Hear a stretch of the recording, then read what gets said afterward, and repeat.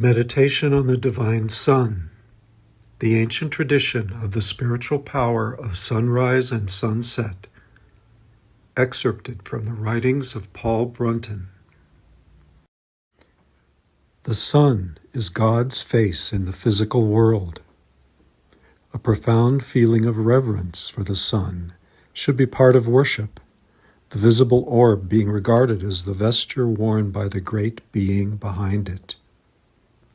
What wonder that the Hindus were bidden to face it when they pray on arising, and to pray to it again before dusk. Ancient mystery schools of initiation required seekers on the spiritual path to be found in the midst of performing this exercise when the sun was half risen above the horizon. The diurnal miracles of sunrise and sunset are worth much more than every minute we give them. It is at such moments that a glimpse of God's presence becomes possible.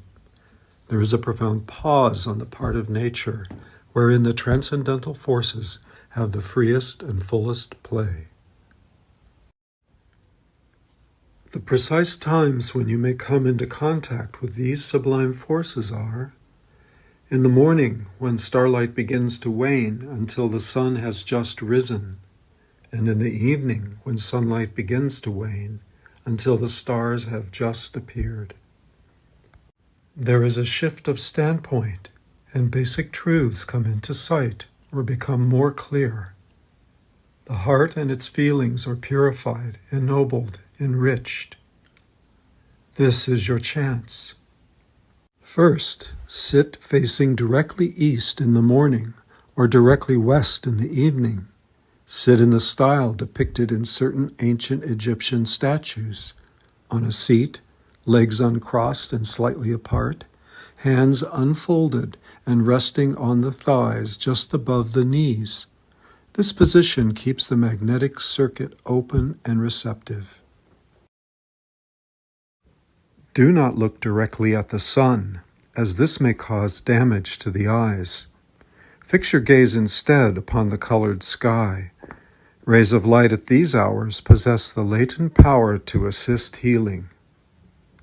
The second stage is to partake of the profound inner pause, to experience within what is actually occurring within the greater existence of which you are part, the sun behind the sun. The mystical light of the world mind illumines your mental world, and at the same time penetrates it through and through, provided you are present and passive in consciousness to receive its power. In the third stage, seek to move with the outspreading or waning light until you embrace the whole planet.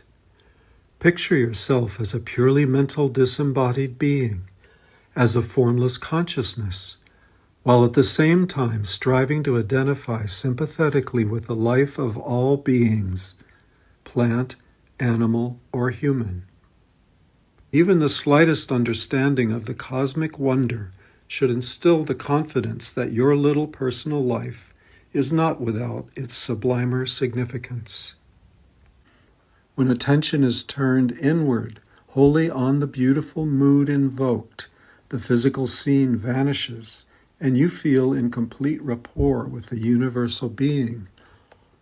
When you feel something of this relationship as a loving response, cease trying to absorb support from the all and begin to pass it out compassionately and share its grace unselfishly with others. First, direct your effort with love towards those who are near or dear, and to any special individuals whom you would like to help in this way. Then, direct your effort towards mankind in the mass, whom you must regard as unconsciously forming one great family. Third, direct it towards individuals who are hostile to you. You need not send love, and indeed, in the case of those who are obsessed or inspired by evil forces, you should definitely not do so, but must send them your pity. Finally, close the exercise with a short, silent, personal prayer to the Overself. If you wish to become perfect in this practice and to obtain its full results, you must repeat it daily, morning or evening, to complete the annual solar cycle. Its use is eventually to evoke a mysterious grace-giving force. It shall, by its own inherent intelligence, lead you to the exquisite blessedness of this discovery, that despite all appearances to the contrary, you live environed by a matterless world in which your own destiny is inescapably divine.